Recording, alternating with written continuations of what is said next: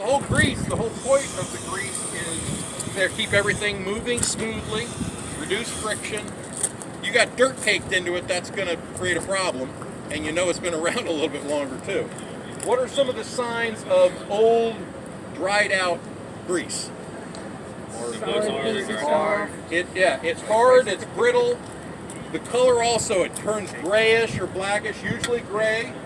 So what does newer grease look like? Wet, and it's usually got a color to it. Reddish, yellowish, pinkish. So new grease is wet, soft, and got a color to it. Old grease, dry, crackly, and usually a gray or a black, usually a gray. So this is getting close to the point where, if not already past the point, see that's not too bad. That's a little gooey there.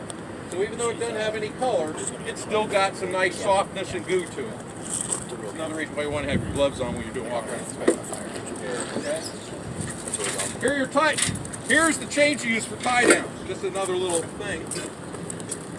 Typically, and this does not have it, but typically even your chains and your hooks are rated for capacity. Typically you want to use stuff that has a WLL, working load limit, stamped on it somewhere. Typically you want to use chains that have hooks on both ends like this does. And typically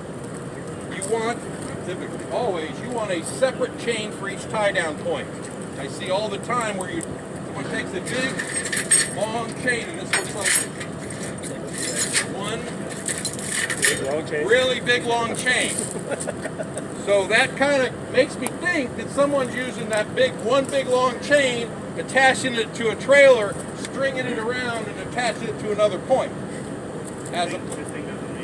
I know, but typically, when you're moving stuff like this, that is often the case, where someone will use one long chain, attach here, string it through, attach it somewhere else.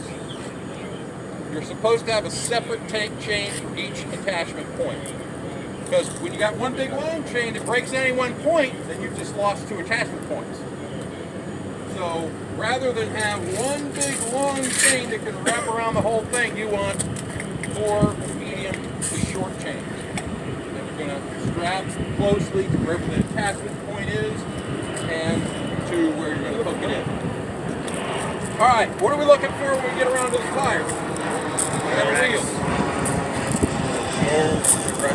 Yeah. Right? Missing or loose lug nuts. Big chunks taken out of a tire that may be a sign that it's going to give way soon. Yeah. It's in your pocket. Like the big flex on the other side. Where's your gauge? Yeah, I'm not sure how bad that was. I just happened to notice it. It's in my engine. You'll get cracks in the wheel well sometime. Here.